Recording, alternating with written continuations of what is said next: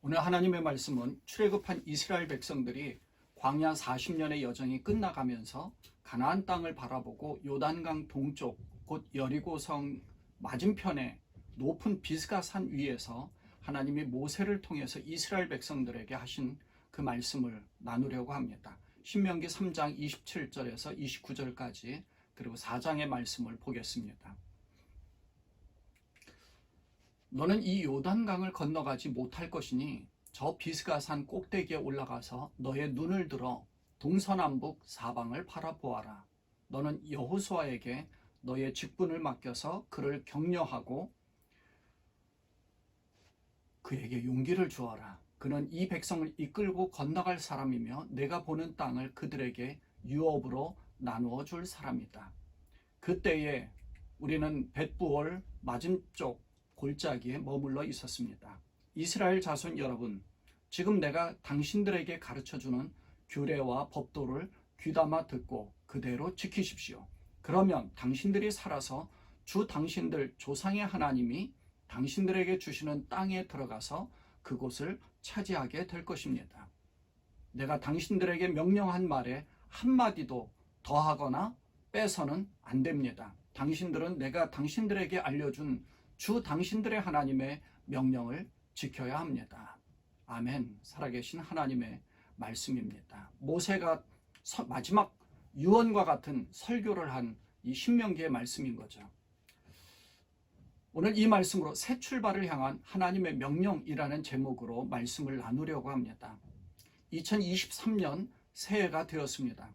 지난 한 해를 돌아보면 굉장히 많은 일들이 우리에게 있었습니다. 저희 가족을 포함해서 많은 분들이 코비드에 걸려서 굉장히 힘들어 하시기도 하셨는데 그래도 다행히 큰 고통과 또 큰 슬픔을 당하지 않아서 얼마나 감사한지 모릅니다. 벌써 3년이나 되어가는 이 아픔을 겪고 있는데 이제는 올해는 좀 더 회복될 것을 기대하고 또 우리 교회도 그렇게 회복하고 부흥과 성장이 일어나기를 소망하는 바입니다. 사실 이번 팬데믹으로 많은 어려움이 있었죠. 많은 교회들도 클로즈하기도 하고 많은 교회들이 굉장히 축소되고 어려움을 겪었습니다. 지난 5월에는 저희가 사실 가족 수련회를 계획했다가 코비드로 인해서 바로 전날에 전부 캔슬한 적도 있었습니다. 7월에 오하이오 데이튼에 단기 선교를 가서 고생하기도 했고요. 또 9월에는 멕시코 단기 선교 때도 그런 일이 있었습니다. 생각해보면 하나님께서 저희에게 이런 과정을 겪으면서 좀 더 훈련시키신 것이 아닌가 하는 그런 생각이 듭니다. 광야 여정길에 이스라엘 백성들은 하나님만을 바라봤어야 했습니다. 자기들이 먹고 살 수 있는 여건이 아무것도 없었으니까요. 마치 어린 아기들이 엄마만 바라보듯이. 그런데 우리도 그렇게 하나님만 바라봐야 하는 그런 시간들이었습니다. 우리 힘으로 아무것도 할 수 없다는 것을 깨닫게 하신 것이죠. 그렇다고 올해가 밝은 미래가 펼쳐지는가 하면 그것도 알 수 없는 일입니다. 그래서 하나님이 우리에게 이런 말씀을 주신 듯 합니다. 오늘 이 말씀은 이스라엘 백성들이 출애굽하고 광야 여정길을 40년의 광야 여정을 끝내고 이제 가나안 땅의 막바지, 가나안 땅을 정복하기 바로 전 건너편, 여리고성 건너편에서 요단강 건너 동편에서 여리고성과 유대 땅을, 유대 그 평야를 바라보면서 하나님이 주신 말씀입니다. 신명기 3장 27절 이하에 보면 너는 이 요단강을 건너가지 못할 것이니, 이게 모세에게 하나님이 주신 말씀입니다. 모세가 사실은 얼마나 안타까운 마음을 가졌겠습니까? 정말 간절한 마음으로 이스라엘 백성들을 출애굽시켰고 광야 40년의 여정을 끝내고 가나안 땅을 바라보면서 가나안 땅에 이스라엘 백성들을 이끌고 들어가고 싶었을 것입니다. 그런데 하나님이 이 반석을 2번 치는 그 분노를 표출한 그런 이유로 인해서 사실은 모세를 가나안 땅에 못 들어가게 하셨죠. 아니 그보다도 더 깊은 의미는 새로운 지도자로 하여금, 여호수아로 하여금 가나안 땅을 정복하게 하셨을 겁니다. 그런데 너는 들어가지 못한다 이 말씀을 하면서 저 비스가산 꼭대기에 올라가서 너의 눈을 들어 동서남북 사방을 바라보아라 라고 말씀하셨습니다. 사방을 바라보니 가나안 땅 유대 평야가 쫙 펼쳐지고 여리고성이 보이고 그 건너편 그 가나안 땅은 얼마나 시야가 넓게 확보되는지 모릅니다. 높은 곳에서 저 멀리까지 보이니 전체가 다 보이는 거죠. 너는 여호수아에게 너의 직분을 맡겨서 그를 격려하고 그에게 용기를 주어라. 그는 이 백성을 이끌고 건너갈 사람이며 내가 보는 땅을 그들에게 유산으로 나누어 줄 사람이다. 이 말씀을 모세가 받았습니다. 모세는 거기에 순종했죠. 그리고 그들이 걱정이 됐습니다. 이 가나안 땅을 바라보지만 모세는 들어가지 못하는 거예요. 그러니 이스라엘 백성들이 얼마나 걱정되겠습니까? 이 이스라엘 백성들과 함께 출애굽을 하고 광야 여정길을 40년간 함께 해왔는데 새로운 땅인 가나안 땅에 들어가서 정말 하나님을 의지하고 하나님 말씀대로 살 것인지 걱정을 안 할 수가 없죠. 왜냐하면 이스라엘 백성들은 광야 여정길 내내 불평과 불만이 가득했었습니다. 그토록 고통당하던 노예 생활에서 그 애굽에서 노예 생활을 하면서 고통을 얼마나 많이 당해서 그래서 그곳에서 해방시켜서 하나님이 출애굽시켜 주셨고 모세를 통하여서 10가지의 그 엄청난 재앙을 그곳에 뿌리고 그리고 나왔어요. 그리고 나와서 보니 물이 없고 먹을 것이 없으니까 또 이집트로 돌아가겠다라고 하죠. 그곳에는 정말 먹을 것이 풍부했었는데 자기들이 노예 생활을 했던 고통당했던 거는 생각도 않고 좋은 것만 기억한 겁니다. 모세는 이 이스라엘 백성들을 한마디로 목이 곧은 백성, 곧 고집이 센 백성이라고 표현을 하죠. 고집이 센 백성들. 우리는 또 얼마나 고집이 셉니까? 자기 생각, 내 주장, 내 의견 잘 굽히지 않죠. 그 고집을 끝까지 주장할 때도 사실 많습니다. 내가 양보하면 내가 그만큼 나약해진 것처럼 생각되어질 때도 있고 내가 나보다는 남을 낮게 여기는 마음을 가지면 나는 더 초라해 보이고 상대방이 더 우월해진 것처럼 그렇게 보이기도 하거든요. 근데 그렇지 않습니다. 절대. 하나님은 그거를 원치 않으시는 거예요.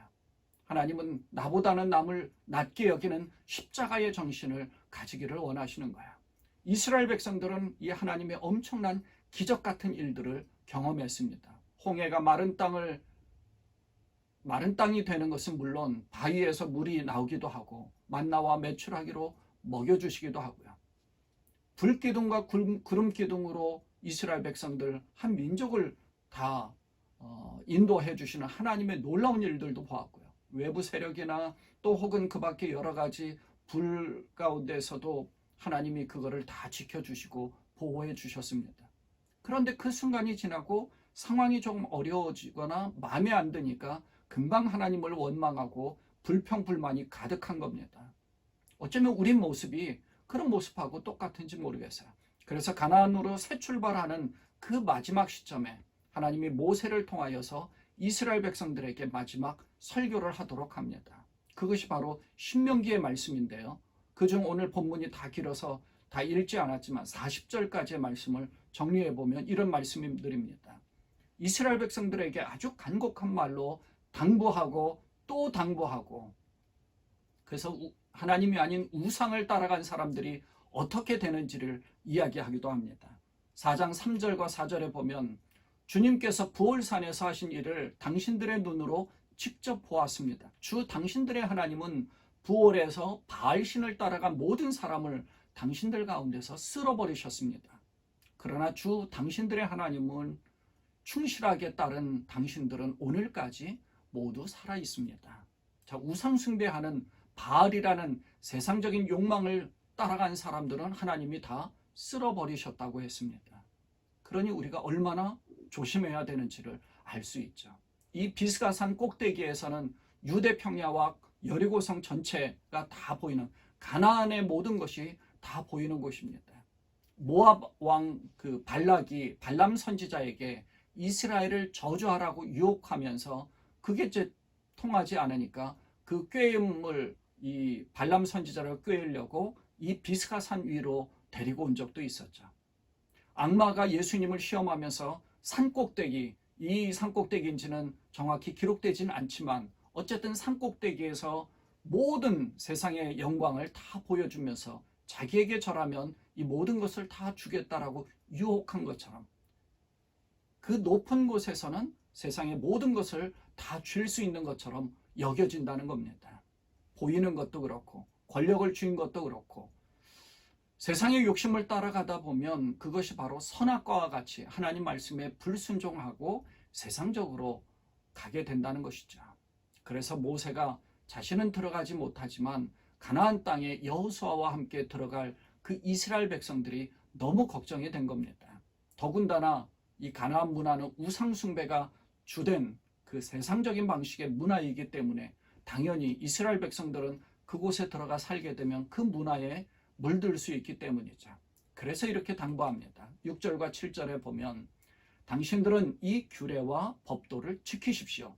그러면 여러 민족이 당신들이 지혜롭고 슬기롭다는 것을 알게 될 것입니다. 그들이 이 모든 규례에 관해서 듣고 이스라엘은 정말 위대한 백성이요 지혜롭고 슬기로운 민족이라고 말할 것입니다. 주 우리 하나님은 우리가 기도할 때마다 우리 가까이에 계시는 분이십니다. 이와 같은 하나님을 모신 위대한 민족이 또 어디 있겠습니까? 아멘. 예, 그렇습니다. 규례와 법도를 지킨 우리 민족, 우리도 마찬가지입니다. 이 땅 가운데 사는 동안 정말 하나님을 잘 믿는, 그리고 하나님 말씀에 순종할 때 하나님은 언제나 우리와 가까이 계시는 분이라는 사실을 잊지 말아야 됩니다. 바로 이 말씀처럼 위대한 민족이 되었다는 것은 믿은 사람이 바로 하나님께서 우리들에게 그러한 놀라운 그런 축복을 허락해 주신 것이죠. 당시에 이 하나님으로 인해서 위대한 민족이 되었다는 것을 믿은 한 사람이 또 있지 않습니까? 바로 여리고성에 있었던 창녀 라합이었습니다.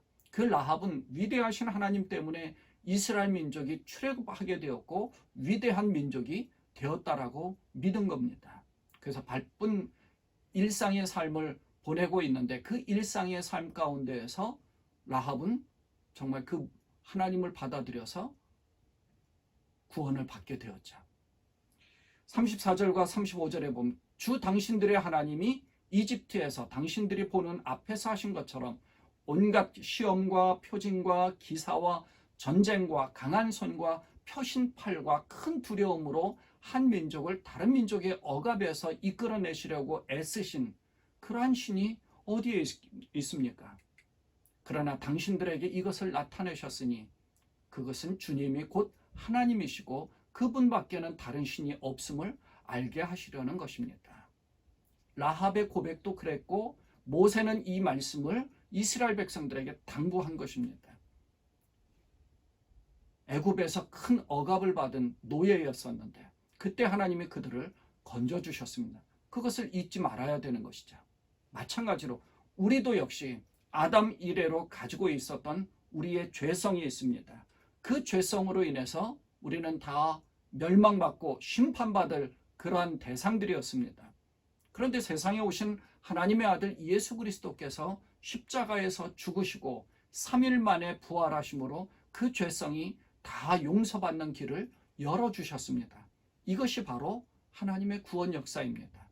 모세는 바로 이 하나님의 구원 역사를 잊지 말고 꼭 기억하라고 당부한 것입니다.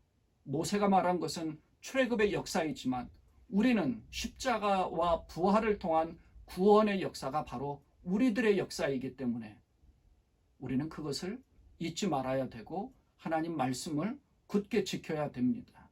그것이 바로 십자가의 정신, 십자가의 큰 의미를 깨닫고 실천하는 것이죠.